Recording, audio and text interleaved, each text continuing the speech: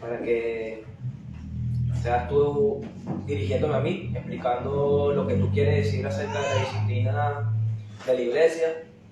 Ayúdanos en esta clase de premembresía, mi Señor, y que el propósito sea que cambiemos nuestra manera de pensar o lo que haya malo en nuestra mente, y que de verdad pensemos como tu palabra dice. Por eso necesitamos tu asistencia. Ayúdanos, mi Señor, tú que eres el autor de la Escritura, tú eres el autor de la Biblia. No hay nadie mejor que nos explique lo que quiere decir, sino tú mismo. Por eso renueva nuestra mente. Te lo pedimos en Cristo Jesús. Amén. Ya esta es la tercera clase de premembresía. También estamos utilizando esta clase para reafirmación de los miembros, hermanos. La primera clase que vimos fue acerca de la iglesia universal, la iglesia local. La clase pasada fue ¿de qué?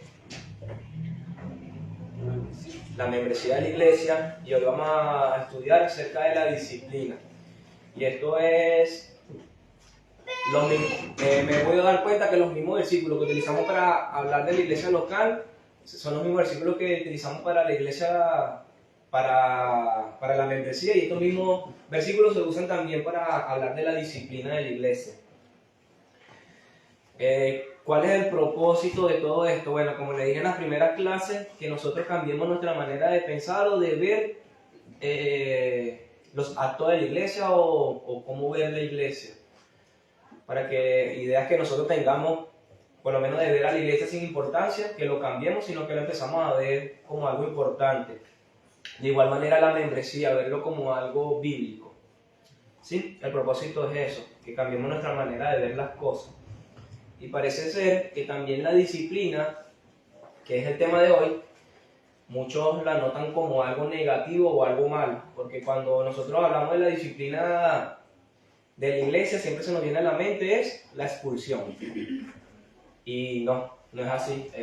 Aparte, ese sería como el último paso de la disciplina, pero la disciplina no solamente es eso, y eso es lo que vamos a ver hoy, que cambiemos de ver cómo es la disciplina en la iglesia. Antes quiero que me acompañen a varios versículos. Vamos a empezar hoy viendo varios versículos que hablan de la disciplina, no de disciplina de la iglesia, pero habla de una disciplina general. Y para que nosotros podamos ver que la disciplina en otra manera no es algo negativo. Empecemos con Hebreos. Hebreos 12, del 5 al 14.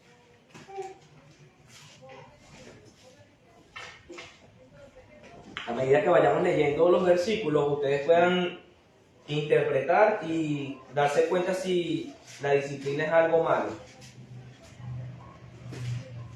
Hebreos 12, del 5 al 14.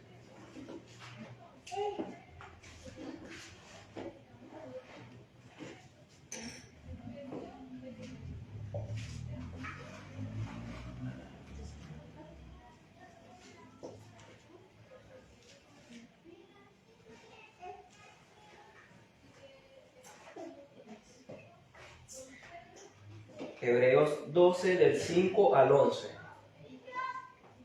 No al 14, al 11. Ya, ¿lo tienen? Lean conmigo, dice así. Y habéis ya olvidado la exhortación de como a hijos se os dirige diciendo: Hijo mío, no menosprecies la disciplina del Señor, ni desmayes cuando eres reprendido por Él. Porque el Señor al que ama disciplina, y azota a todo aquel que recibe por hijo. Si soportan la disciplina, Dios los tratará como a hijos, porque ¿qué hijo es aquel a quien el Padre no disciplina? Pero si os deja sin disciplina, de la cual todos han sido participantes, entonces son bastardos y no hijos. Por otra parte, tuvimos a nuestros padres terrenales que nos disciplinaban y los venerábamos, porque no obedeceremos mucho mejor al Padre de los Espíritus y viviremos. Y aquellos ciertamente por pocos días nos disciplinaban como a ellos les parecía. Pero para lo que nos es provechoso, para que participemos de su santidad. Es verdad que ninguna disciplina al presente parece ser causa de gozo, sino de tristeza, pero después da fruto apacible de justicia a los que en ella han sido ejercitados. Al parecer aquí el autor de Hebreos dice que la disciplina es algo bastante bueno, ¿cierto? Y no lo ve como algo negativo ni malo. A nadie le gusta la disciplina, pero él dice que es necesario porque corrige. Vayámonos al libro de Proverbios.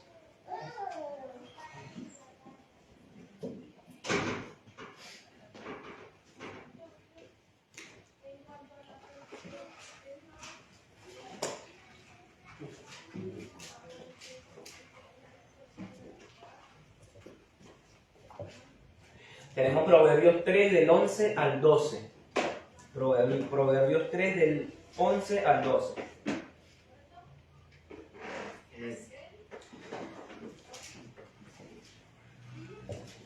¿Lo tienen? Dice así: no menosprecies, hijo mío, el castigo de Jehová, ni te fatigues de su corrección, porque Jehová al que ama castiga, como el padre al hijo quien quiere.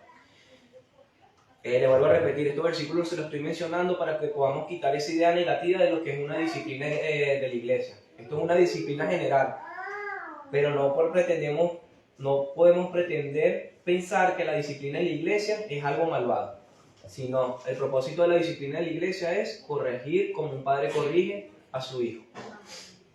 ¿Sí? Sigamos en Proverbios y vamos a Proverbios 15, versículo 32.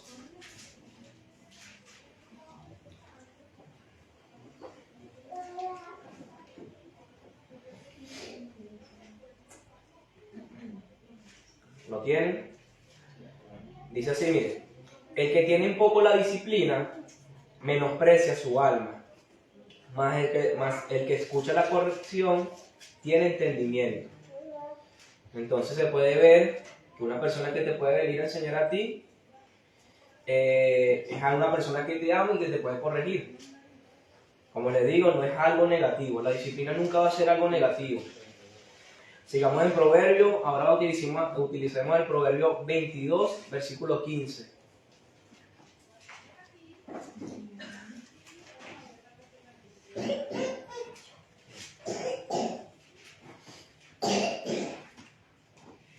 ¿Lo tienen? Ese es mi favorito. Ese es tu favorito, entonces dilo. Léelo tú. La necedad está ligada en el corazón del muchacho, mas la vara de la corrección la alejará de él. Ya, enfoquémonos en lo que es la disciplina. ¿Qué se puede notar acá? Esto es una disciplina. El muchacho hay que doblegarlo a través del castigo, y el castigo viene siendo una disciplina. Al parecer suena como algo negativo, pero tenemos que ver el propósito de esa corrección, que sería que formar al niño.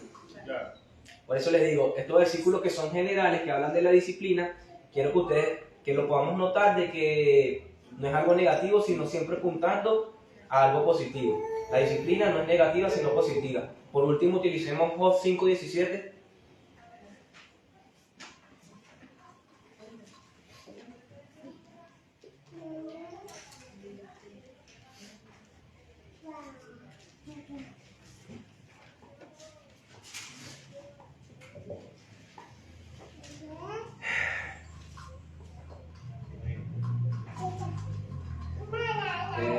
Una persona que lo lea, por favor.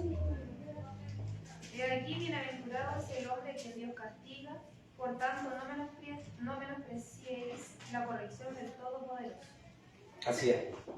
Es como que valoremos el castigo de Dios o la disciplina del Señor, ¿cierto? Estos versículos nos llevan a entender de que es mejor que haya una disciplina a que nosotros sigamos tras nuestro deseo. Imagínense, vamos a hacer el ejemplo de los padres con los hijos. Si un padre no disciplina a sus hijos, ¿en qué va a caer? En algo malvado. Más adelante la Biblia dice que lo va a avergonzar. De igual manera, por eso quiero que esto transmitirlo a lo que es la iglesia. Si no hay una disciplina en la iglesia, cada quien va a hacer lo que le dé la gana. Y esto va a terminar siendo algo inmoral. Ya que nadie va a rendir cuentas, todo el mundo va a hacer lo que le dé la gana. Cada quien puede venir con doctrina diferente. Yo me puedo levantar acá a decir algo, Daniel se puede levantar a decir algo contrario a lo que yo estoy diciendo. Pero si no hay una disciplina o alguien que por lo menos se levante y diga, mira, lo que tú estás haciendo está mal, vamos a caer en el caos. Por eso la disciplina se usa, por todos los versículos que acabamos de leer, como algo bueno, algo que corrige, algo que enseña. Y quiero que se saquen esa idea de que la disciplina es solamente expulsar a un miembro. A eso, todo eso lo vamos a ver hoy. El propósito o el motivo por la cual una persona tiene que disciplinar siempre tiene que ser el amor al hermano. El amor a que ver al hermano que se restaure y que el hermano se arrepienta. Nunca tiene que ser por motivos vengativos o querer ver al hermano como que mal. Quiero ver que el hermano sufra un castigo. O humillarlo, sí. Por eso le leí todos esos versículos que nos hacen notar que la disciplina es algo bueno. Pero la misma Biblia dice que nadie quiere ser disciplinado, ¿cierto? A nadie le gusta eso. Pero no podemos quitarle la importancia de que es necesario. Entonces cuando esa palabra viene a nuestra mente siempre pensamos que es algo negativo y creemos que es expulsión de la iglesia. Pero no. Todos tenemos que admitir que nosotros necesitamos ser disciplinados. ¿Quién de nosotros es una obra perfecta ya? Nadie. Ninguno de nosotros somos perfectos ni somos proyectos terminados. Necesitamos ser corregidos, necesitamos ser enseñados, redarguidos y hasta a veces quebrantados. Dios no ha terminado su obra en nosotros y debemos aceptar a veces que necesitamos la disciplina. A mí me llama bastante la atención el caso de David. David, después que cometió el pecado con Urías, si no me equivoco, él pasaba el tiempo y seguía en su maldad hasta que vino un profeta, que es Natán, y le tuvo que disciplinar o enseñar o confrontar su maldad para que él pudiera venir a un arrepentimiento verdadero. Si no hubiera ese Natán en nuestras vidas, nosotros le damos rienda suelta a nuestro deseo, pero siempre es necesario que haya una persona que te esté diciendo las cosas. Puede ser tu esposa, puede ser tu esposo, o puede ser un hermano. Amén. Escúchame. Entonces, hermanos, para los que aceptan esto, la disciplina deja de ser negativa y comienza a ser positiva. ¿Sí? Termina siendo algo que forma. Entonces la disciplina, si tenemos un concepto de disciplina, deberíamos decir que la disciplina es formativa. Esto es lo que hace la disciplina, forma. Hay varios ejemplos. Si tú siembras una semilla y quieres que el árbol crezca derecho, tú tienes que poner una varilla, ¿cierto? O si quieres enderezar tus dientes, necesitas frenillos. De igual manera la disciplina sería para nosotros. Es algo que nos está enderezando, que nos está ordenando. Por eso la disciplina es formativa. Entonces, si lo vemos de esta manera, hermanos, o si tienen la disciplina en su mente de esta manera, tienen que entender que la disciplina es algo positivo. Mateo 18. Este versículo lo hemos estudiado en todas las clases de membresía. Mateo 18.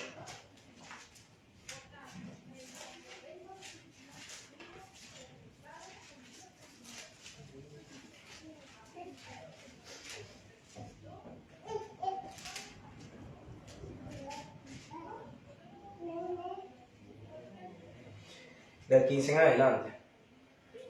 Este versículo lo utilizamos para hablar acerca de la iglesia local. Lo utilizamos para hablar acerca de la membresía y hoy lo vamos a usar para hablar acerca de la disciplina.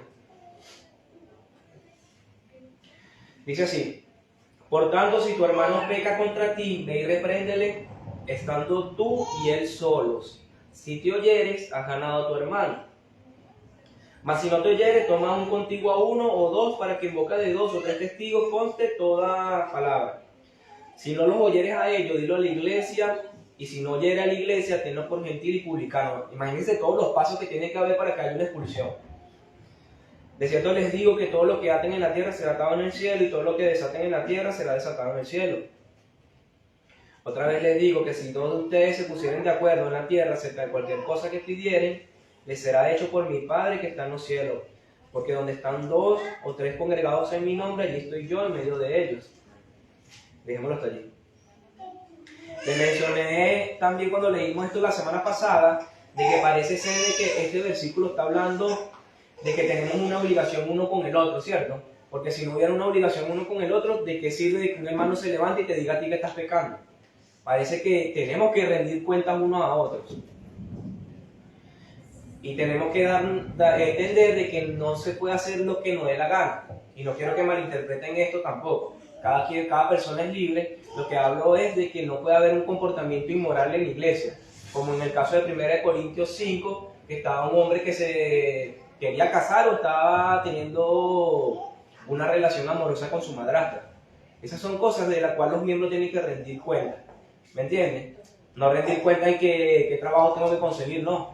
Cada uno es libre de hacer lo que quiera, pero hablo de cosas inmorales o de doctrina. Esto es lo que me enseña Mateo. Tenemos que rendir cuenta. También Mateo 18 que nos dice de que la iglesia tiene sus límites. Porque si no tuviera sus límites y no se distingue con el resto, de nada sirve que un hermano venga a otro hermano a decirle que está haciendo mal. Tiene que tener sus límites y su lista de qué acepta la iglesia o qué no. ¿Sí me pueden entender, verdad? ¿Qué también nos enseña Mateo 18? Aparte de que tenemos obligaciones como hermanos, incluyen que estas obligaciones también nos tienen que llevar a una responsabilidad de hablar honestamente entre nosotros.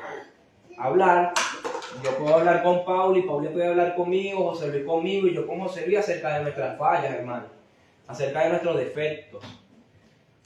También tenemos que hablar acerca de nuestro alejamiento de las Escrituras o algún pecado específico. Porque esto no se hace realmente, porque nadie se nos puede acercar a nosotros y decir que tú estás mal o decir un defecto tuyo.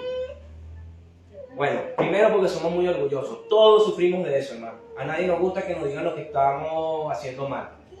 Pero hay una cualidad de que a veces las personas afuera pueden ver mucho mejor nuestra maldad que nosotros mismos. Nosotros somos propensos a ver más la maldad del otro que la de nosotros mismos. Debe ser por eso que existe la disciplina, para que el hermano que sí se da cuenta de que tú estás fallando se acerque a ti y te diga que estás actuando mal. ¿Sí? Y también porque no nos gustan que nos digan las cosas, porque a veces los hermanos que se acercan a decir las cosas tampoco lo hacen de buena manera. ¿Cierto? Por eso tenemos que hacer las cosas, como dijo el mar, con amor. ¿Qué buscamos? Que el hermano se enoje con nosotros, buscamos que el hermano se arrepienta y sea restaurado. ¿Sí? Imagínense, por eso le hablo del caso de David. Natán le dijo la verdad a David, pero a veces tener la verdad no nos da la autoridad de ofender al hermano. Por eso les digo, tenemos que ver nuestros motivos y cuál va a ser el propósito cuando exhortemos al hermano. Entonces, quisiera que cambiemos la idea y de que a partir de hoy esto le quede grabado. Si hay una falla, hermano, de verdad, acerquémonos con muchísimo amor. Hermano, mire, yo considero que tú estás siendo muy imprudente, considero que lo que estás haciendo no está bien, porque una iglesia así es una iglesia santa, hermano, de verdad. Y el hermano que esté fallando, reconocer, o decirle, hermano, lo voy a analizar, déjame verlo, voy a orar, y si tú tienes razón en lo que tú me estás diciendo, hermano, créeme que me voy a arrepentir, porque eso es lo que estamos buscando, ser formados. También que nos indica Mateo 18. Parece ser que nuestra responsabilidad que tenemos también como miembros, estas responsabilidades nos llevan ante Dios a incluir estos pecados como algo público. Y no digo que todos. Obviamente tú tienes que acercarte al hermano según Mateo, una vez, 2 veces, y después la iglesia entera. Y si no oye la iglesia, ya es obvio que tienes que hacerlo público. Hermano, si una persona... un pecado está en adulterio o en borracheras y ya se lo dijo una vez un hermano, este hermano buscó otro hermano que es testigo también de su borrachera y él no quiere cambiar, ya que es lo que queda, hacerlo público, hermano, hacerlo público. Y no es por avergonzar a la persona, sino es para que la iglesia se esté dando cuenta de lo que está haciendo el hermano, de que no está honrando la iglesia y no se está comportando como un creyente. ¿Sí? Y de allí para adelante, ese sería el último paso antes de la expulsión. ¿Sí? Entonces, hermano, un aspecto vital de la iglesia, de una iglesia saludable, siempre va a ser la disciplina. Si queremos una iglesia saludable, debemos practicar esto bíblicamente. Cuando hay una expulsión, entiendo que es como de la membresía. No significa que la persona no puede seguir yendo a la iglesia. Sí, obvio, sí, así mismo es. Sino que, como le dije en las clases pasadas, la membresía es la iglesia declarándote que tú eres un representante del cielo. ¿Me entiendes? Y si eres un representante del cielo, tienes que actuar como un representante del cielo. si no actúas como un representante del cielo, obviamente ya no perteneces a la membresía. La Biblia dice, tenlo por gentil o publicano, que sería tenerlo como un pecador. Pero obviamente las puertas de la iglesia no van a ser cerradas para él, sino que ya no es un representante del cielo. Ya no puede vivir en comunión con nosotros tomando la cena del Señor o en nuestras asambleas. ¿Sí entiendes? No hay comunión con él como un creyente. Eso es lo que es la expulsión. No. Sí. Y de ahí No, no hay adelante. vuelta atrás, ¿no? No, por supuesto que sí, hermano. Claro que sí. Todas las personas, y no solamente por la iglesia local, sino que Dios siempre se levanta buscando el arrepentimiento de la persona. Ese es siempre el propósito de Dios, hermano. Siempre. Sí, imagínate tú, todos nosotros debemos morir, hermano. Pero yo creo que aparte de glorificar a Dios, nuestra vida está para arrepentirse continuamente, hermano. Dios tiene misericordia tras misericordia, buscando el arrepentimiento de la persona.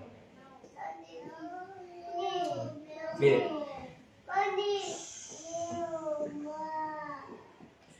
la iglesia está conformada a la imagen del Señor.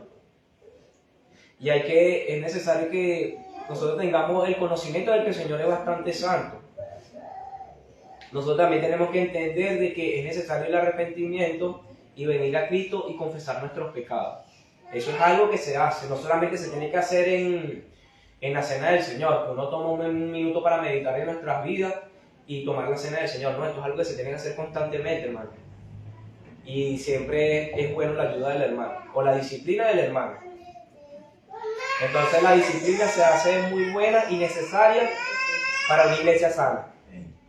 Entonces ya se pueden dar cuenta que no se trata nada más de expulsar. Ahí se me dobla la garganta. No se trata nada más de expulsar, hermano. La disciplina es mucho más que eso. Vamos a ver un concepto de lo que es disciplina. En un sentido amplio, la disciplina es enseñar.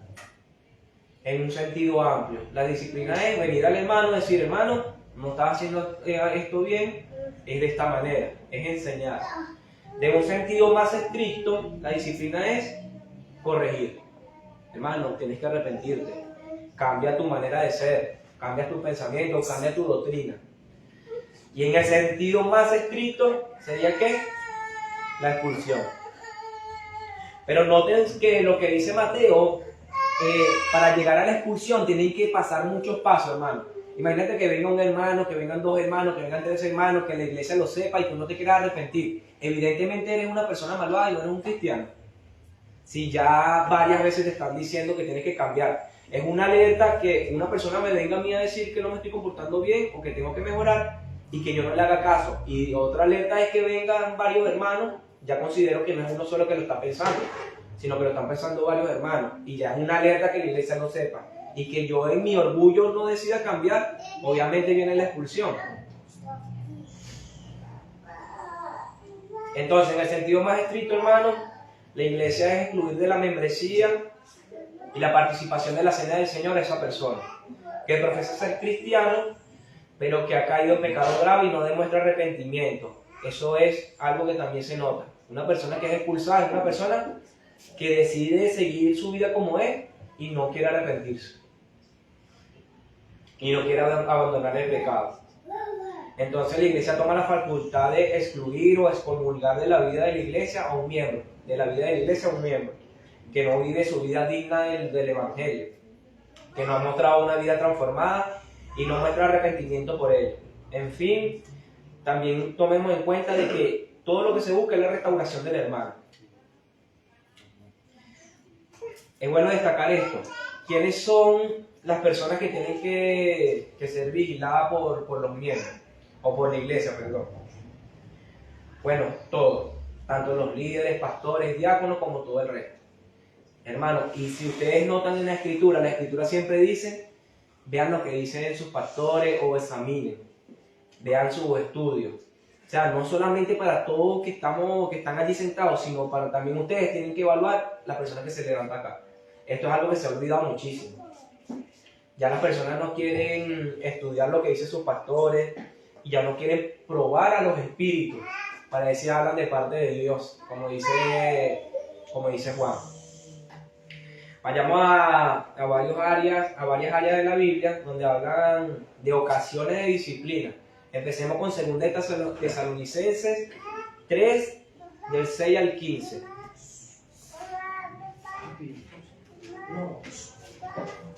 Segunda de Tesalonicenses 3, del 6 al 15.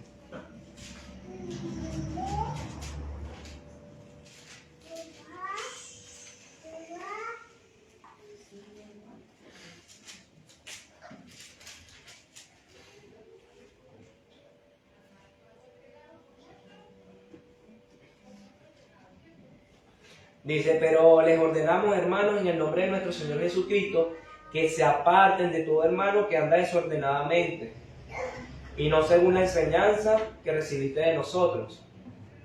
Porque ustedes mismos saben de qué manera debéis imitarlo, pues nosotros no anduvimos desordenadamente entre ustedes, ni comimos de balde el pan de nadie, sino que trabajamos con afán y fatiga día y noche, para no ser gravosos a ninguno de ustedes. No porque no tuviésemos derecho, sino por daros nosotros mismos un ejemplo para que nos imiten.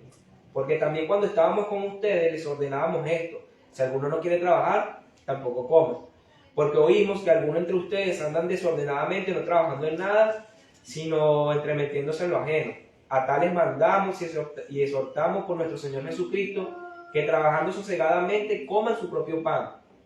Y ustedes, hermanos, no se cansen de hacer el bien. Si alguno no obedece a lo que decimos por medio de esta carta, a este señálalo y no se junten con él para que se avergüence. Mas no lo tengan por enemigo, sino amonéstenle como hermano. ¿Sí? Al parecer había un problema en Tesalónica. Parece ser que ellos creían en la segunda venida del Señor Jesucristo y ellos decían, la venida de Cristo está cerca, ¿para qué vamos a trabajar? ¿Para qué no vamos a dar mala vida?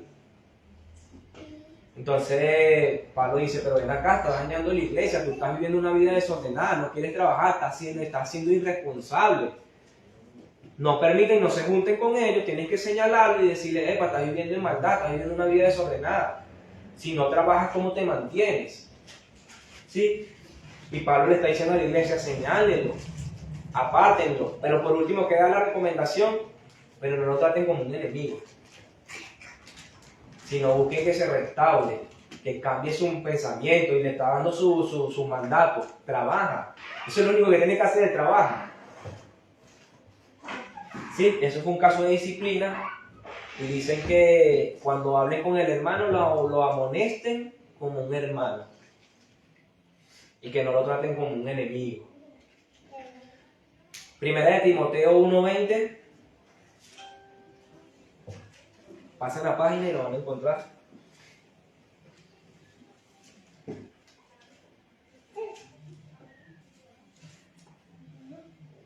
Leámoslo del 19. Primera de Timoteo 1, del 19 al 20, lo leo. Dice, manteniendo la fe y la buena conciencia, desechando la cual naufragaron en cuanto a la fe algunos, de los cuales son Himeneo y Alejandro, a quienes entregaron a Satanás para que aprendan a no blasfemar. Otra disciplina mostrada. Parece que estas personas estaban blasfemando acerca de Cristo. ¿Y qué dice ahí? Esto es un caso de disciplina. Los entregué a Satanás. Ahorita vamos a ver más adelante qué significa entregar a Satanás. Ahí mismo en Primera de Timoteo, vamos a leer el capítulo 5 del 19 al 20.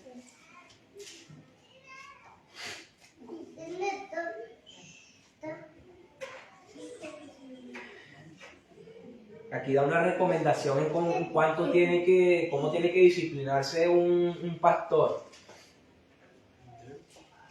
5 al 19 al 20. Dice así, contra un anciano. Anciano aquí me imagino que significa líder o pastor.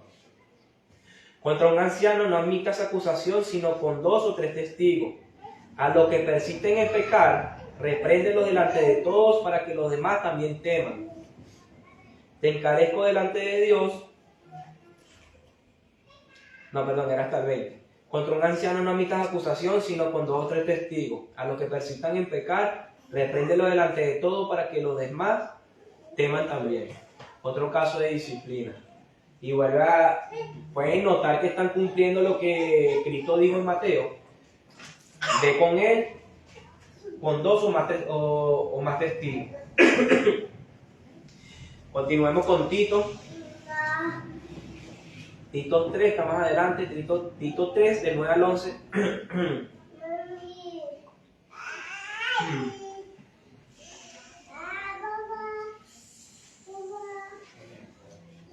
Ahí me puede ayudar a leerlo. 3 del 9 al 11. 3 del 9 al 11. Pero evita las cuestiones necias, y genealogías y contenciones, y discusiones acerca de la ley, porque son vanas y sin provecho. Al hombre que cause divisiones después de una y otra amonestación, deséchalo, sabiendo que el tal se ha pervertido y peca y está condenado por su propio juicio. Aquí parece ser que es un caso de disciplina por una mala doctrina. ¿Y cuál era la recomendación allí? Amonéstalo varias veces, si él no te escucha, ya deséchalo. Parece ser que el hombre estaba causando división dentro de la iglesia también. Una persona que causa división, hermano, y que quiere perseverar en esto y venir con una doctrina errada, la Escritura se levanta diciendo a tal persona hay que desecharlo. Pero ese sería el último paso. Primero dice que amonéstalo una y otra vez.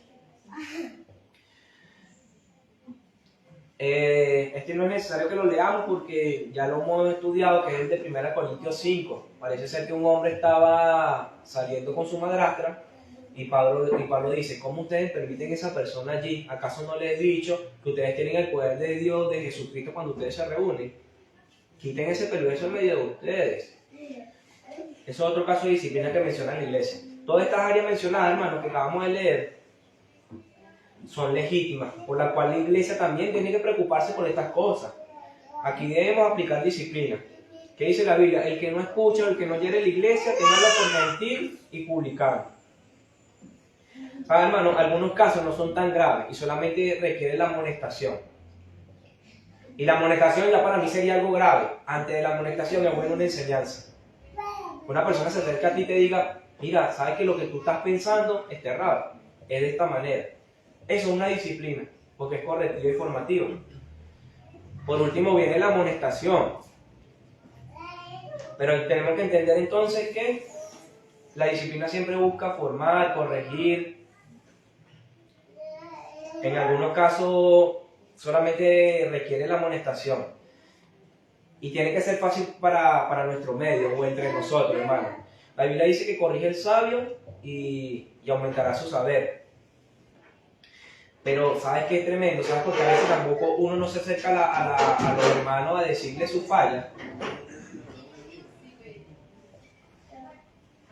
Porque también a veces sabemos que los hermanos no van a saber recibir tu enseñanza o tu disciplina.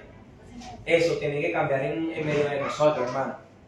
No podemos tener miedo de dirigirnos a otros hermanos, sino tenemos que entender lo que esto es una iglesia, que buscamos el propósito de ser como Cristo y no debemos tener miedo en enseñarnos a nosotros mismos o de corregirnos a nosotros mismos.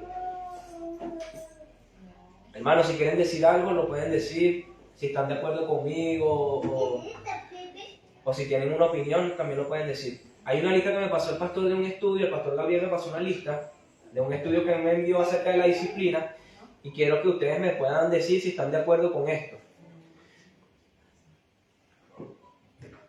Porque un miembro puede ser disciplinado o tiene que ser disciplinado. ¿Ustedes creen que una persona tiene que ser disciplinada por la violación sistemática de la ley moral? ¿Qué piensan ustedes? Si un miembro de nosotros va en contra de la ley moral, ¿debería ser disciplinado? ¿Sí? El que no esté de acuerdo, por lo menos levante la mano. El pastor me dijo eso. Una persona que anda en contra de la ley moral tiene que ser disciplinada. Si ustedes aceptan eso, tienen que saber de que si ustedes van en contra de la ley moral, ustedes tienen que ser disciplinados. ¿Sí? Otro motivo es por andar en un camino que puede ser de mala reputación a la iglesia, o por cualquier conducta que no les lleve a ser buenos ciudadanos y luz al mundo. ¿Creen que una persona tiene que ser disciplinada por este motivo? ¿Sí?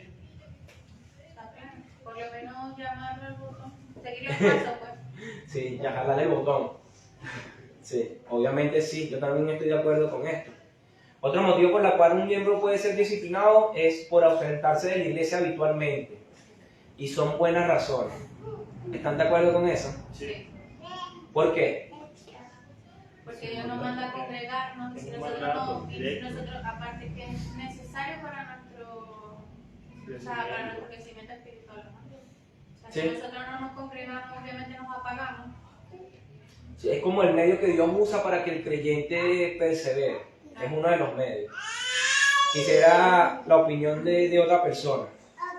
¿Están de acuerdo que por ausentarse ausentarse en la iglesia... Karina, dime tú. ¿Están de acuerdo que por ausentarse en la iglesia habitualmente el miembro requiere una disciplina? ¿Por qué? No, porque como decía la hermana, pues un mandato que el Señor nos ordena que tenemos que congregarnos, tenemos que reunirnos, tener comunión entre los hermanos, incluirnos en lo que es la palabra. Sí, hermano. Y es que, como mencionamos en la clase pasada, nuestro deber con iglesia es nuestro deber con quién? Con Dios mismo, hermano. Además que como tú dices, para hacer bien los hermanos, o sea, hacer bien de que él crezca, no es para decir que no, está mal, es provocado, que sé yo, no, sino que como verlo por el sentido bueno primero, el sentido del amor, que nosotros queremos que el hermano crezca, que avance. Hermano, es muy importante que tú digas eso. Sí, porque no podemos utilizar la disciplina como un medio para vengarnos del hermano y de verlo sufrir. No, es todo lo contrario. Ese es el propósito, hermano. Que por amor a mi hermano, yo quiero que él crezca con nosotros. Quiero que él se restaure, que él vea que es importante congregarse los domingos. Acá nosotros hemos dicho esto una multitud de veces. Decimos, hermano, el domingo no es un compromiso. Aparte de que es un compromiso y una obligación con nosotros, es un compromiso con Dios mismo. Además que igual nosotros, o sea, los demás que estamos, por ejemplo, les extrañamos, como que necesitamos su fuerza, su compañía, que estemos en comunión, que seamos todos juntos, compartamos buenos momentos cristianos porque estamos plagados de una vida secular. Necesitamos tener vida cristiana con nuestros hermanos. Sí. Sí, eso. Hermano, no me queda claro algo. Por ejemplo, en el caso de que yo me ausente de la iglesia, generalmente pensamos, oye, todos lo vimos, yo voy a dejar que el pastor predique. ¿Cómo así? No entendí.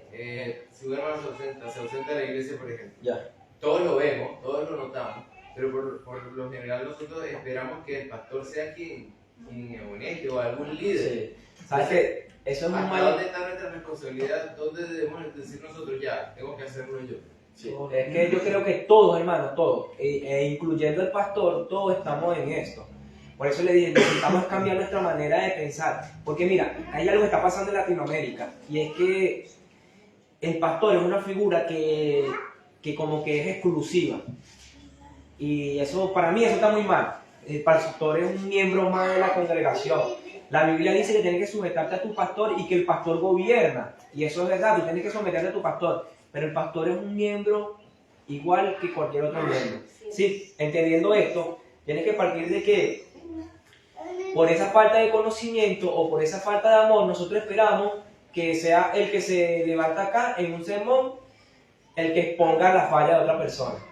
Y eso indica nuestra maldad o nuestra falta de compromiso. ¿Entiendes? ¿Por qué esperar esto? Cuando no debería hacerse así. Debería ya, antes de que haya un sermón que explique esto, un hermano que se acerque a ti y diga, hermano, considero que faltar tanto en la iglesia no está bien. ¿Cierto? O hermano, tu irresponsabilidad, o hermano, mira tu comportamiento. ¿Cierto? No precisamente esperar que sea del púlpito este llamado. Pero tienes razón, es así. Y si por eso tenemos que recordar lo que dice Mateo. ¿Qué dice Mateo? Primero va el hermano, después va nuestro testigo, y después ahí sí lo hace público en la iglesia. ¿Respondo también mi comentario? ¿O...? No, está bien.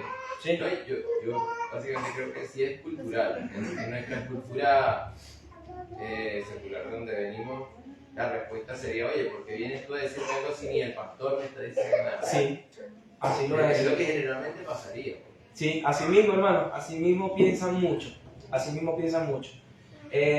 Por eso le dije, la distancia de Dios que tenemos, Karim y yo, hermano, es mucha. ¿Me entiendes? Pero yo por ser más alto no significa que estoy más cercano a Dios. ¿Me entiendes? En el sentido del conocimiento. Yo por tener un conocimiento quizá un poquito, porque un poquito más, no puedo decir que yo estoy más cerca de Dios que ustedes. Porque el conocimiento tampoco declara una persona que es más espiritual que otra. El conocimiento es conocimiento nada más. Pero la Biblia dice una persona dirigida por el Espíritu da fruto del Espíritu como templanza, mansedumbre, amor. ¿Me entiendes? Y no conocimiento. Hermano, por otro motivo por la cual el miembro puede ser expulsado es por sostener doctrinas opuestas a nuestra confesión de fe. ¿Creen que una persona pueda ser, dije expulsado, disciplinado? Sí, por mantener una conducta opuesta a nuestra confesión de fe. Depende, ¿no? Y eso depende igual. No sé, por ejemplo, Si no es una doctrina fundamental, eso Sí, hermano, así mismo es. Si pudieran entender. Ciertamente sí. ¿Qué se busca? Esto lo mencioné en la membresía, en la clase de membresía, y es que obviamente no todo el mundo va a entender por lo menos los pactos. Hermano, para mí los pactos es algo, o lo que está explicando Juan, acerca de las dispensaciones. Hermano, se necesita tiempo para entender esto. Y obviamente la iglesia se ha levantado. Esto nosotros creemos como iglesia. Lo que no te tienes que levantar en contradecir eso, pues, hermano. Y Porque podemos tener quizás diferencias en algunos puntos secundarios. sí, Pero si yo voy y quiero imponer ese punto secundario, que la confesión Eso. es claro, ahí debería ser, por más secundario que sea, debería ser corregido. Hermano, ¿sabes qué? Acá queremos esto. Si Claro. tú eres distinto, te respetamos, pero manténlo. Sí. Que en la confesión no. por eso antes de la membresía, ¿qué se nos dice? Mira, nosotros nos apegamos a esta confesión de fe.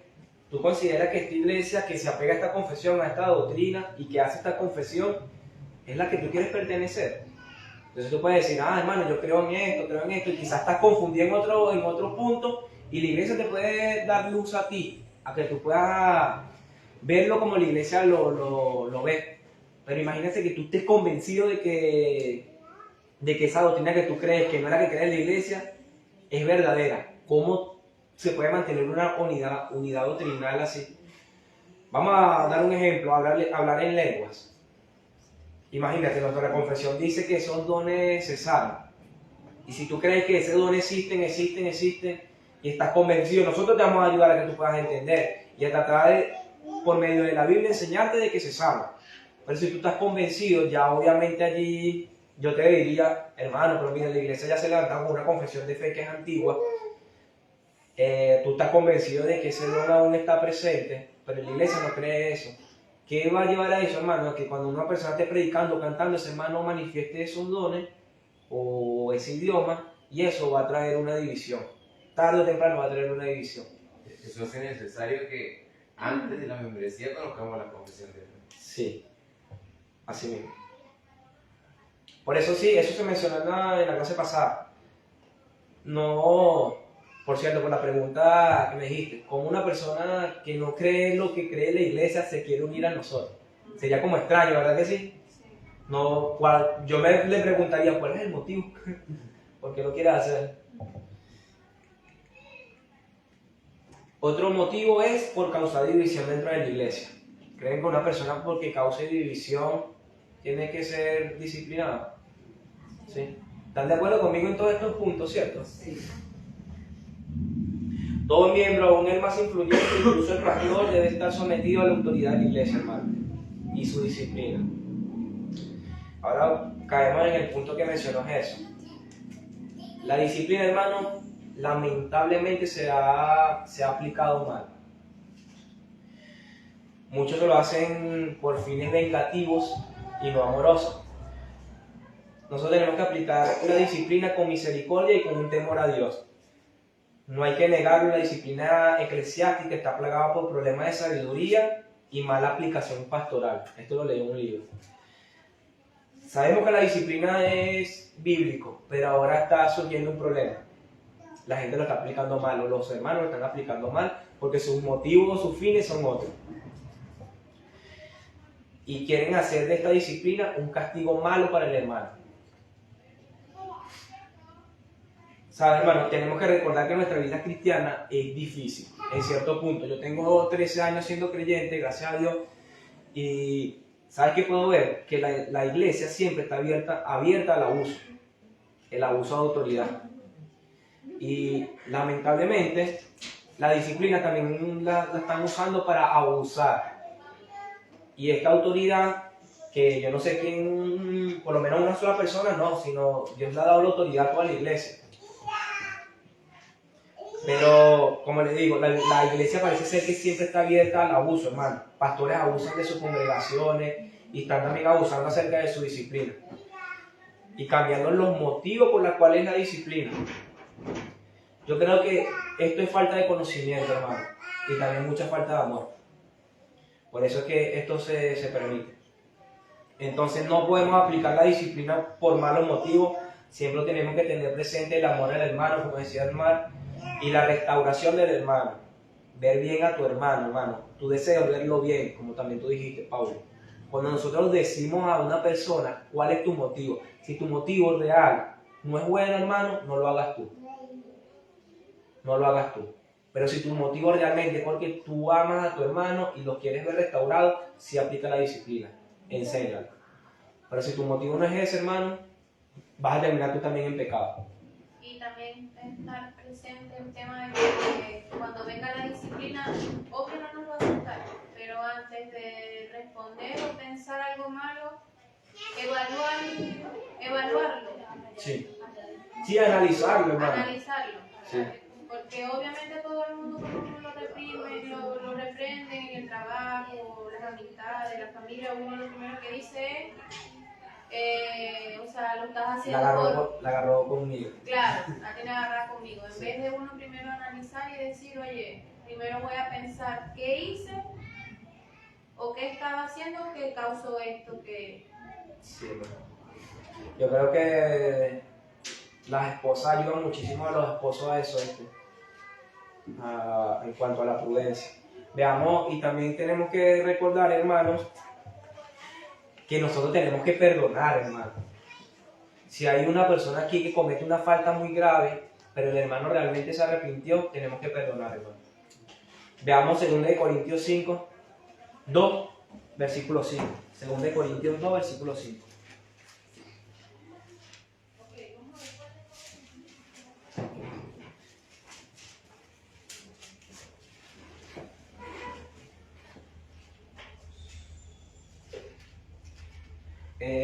Por favor, alguien que lo lea 2 Corintios 2, versículos 5 al 8.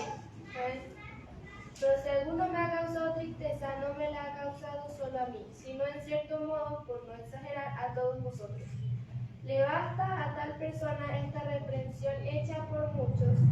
Así que, al contrario, vosotros más bien debéis perdonarle y consolarle, para que no sea consumido de demasiada tristeza. Por lo cual os ruego que confirméis el amor para con él. Muchos comentaristas dicen que las mismas personas que aparecen en 1 Corintios, que estaba saliendo con su madrastra, es esta misma persona. Cuando lea el estudio de Corintios, voy a saber si realmente es eso. Pero comentaristas dicen que sí, que es la misma persona. Pero ahora miren lo que dice Pablo. Hermano, recíbanlo, perdónenlo. No permita que el hermano se muera de tristeza. Obviamente se arrepintió, pero ahora llegó a su medio y me imagino que se sentía como solo y triste. No, hermano, tenemos que creer en el perdón. Y por eso siempre le voy a molestar esto hoy. ¿Cuál es nuestro motivo? ¿Verlo restaurado o que sufra? El motivo siempre tiene que ser perdonar al hermano que se arrepiente de la disciplina. Gálatas 6:1, otra recomendación muy buena que hace Pablo. Está más adelante.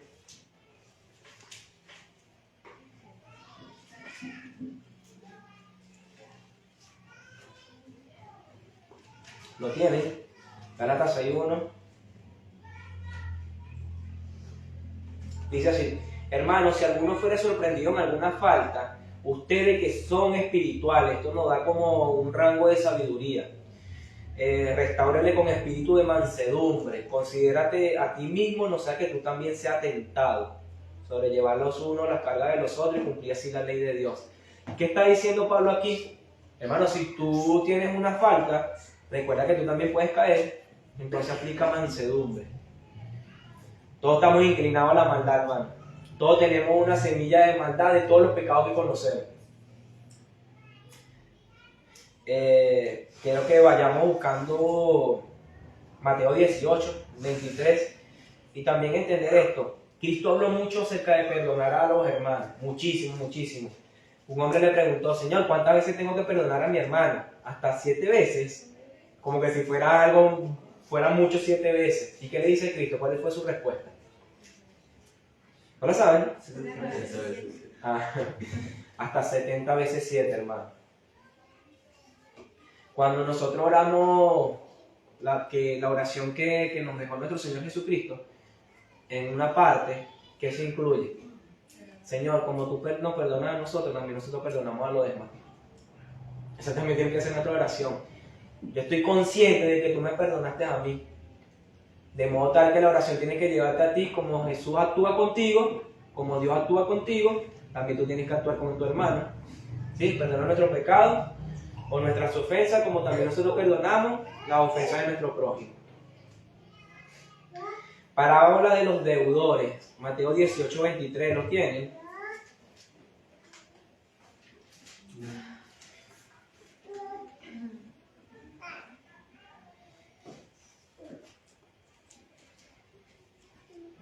Yo lo leo, hermano, dice así. Este pasaje es muy bonito, hermano, si lo entendemos. Por lo cual el reino de los cielos es semejante a un rey que quiso hacer cuenta con sus siervos.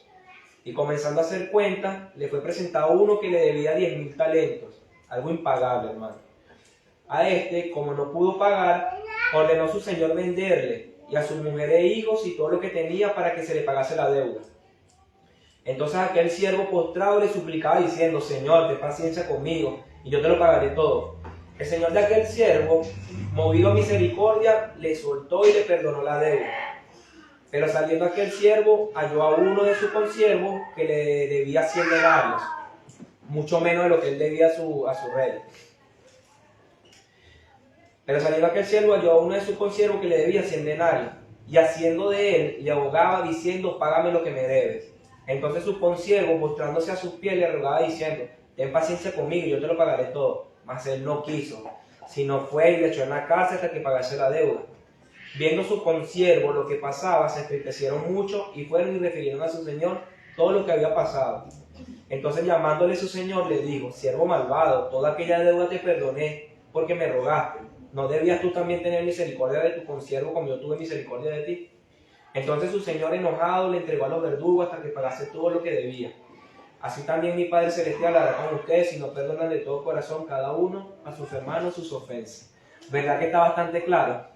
Hermano, cuando tú apliques disciplina y el hermano de verdad quiera restaurarse, sé manso con él. El Señor nos perdonó a nosotros nuestra deuda que es impagable. No vamos a perdonar nosotros cualquier falla. Al parecer este hombre de Corintio quería salir con su madrastra. Pero aún así, si él se restaura, ¿quiénes somos nosotros como para no perdonarlo? ¿Cierto? Si se arrepiente. ¿Sabes, hermano? Una persona que no entiende o no perdona es porque no ha entendido la profundidad de su deuda y su miseria. Es así. Una persona que no perdona es porque no sabe lo que él ha hecho a Dios.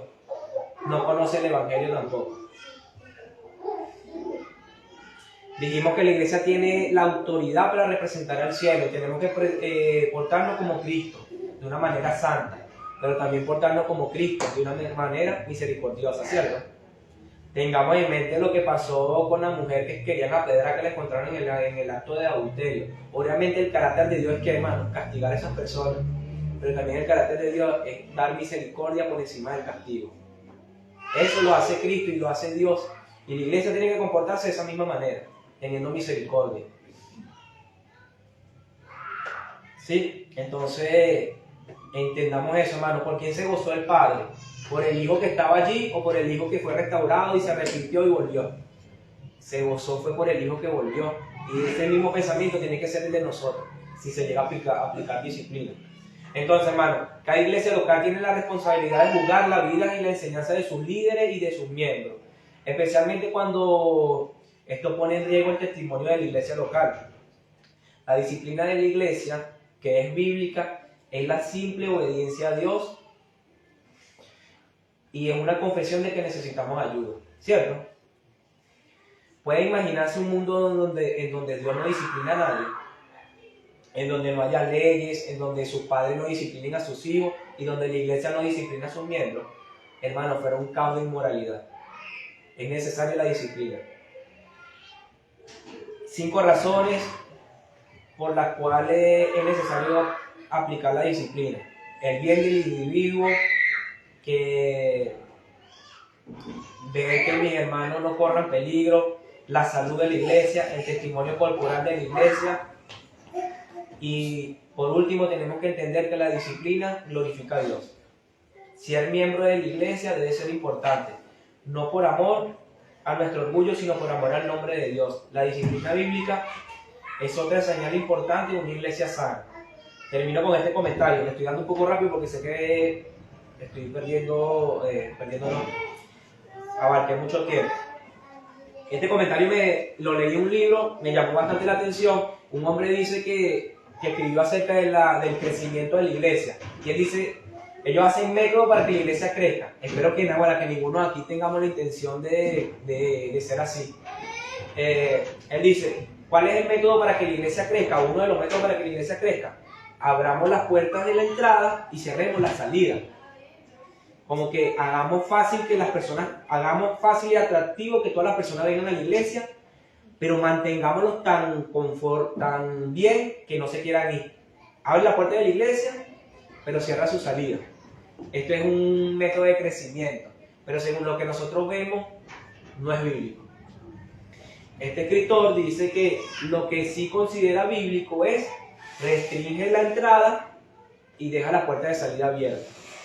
¿Cómo restringir la entrada? No quiero contradecirme porque la vez pasada dije que los requisitos para ser miembro no es algo difícil. Sino si tú restringes la entrada de una manera tal de que lo que se añadan a la membresía de la iglesia sean verdaderamente cristianos. Que nos dediquemos a aceptar solamente cristianos.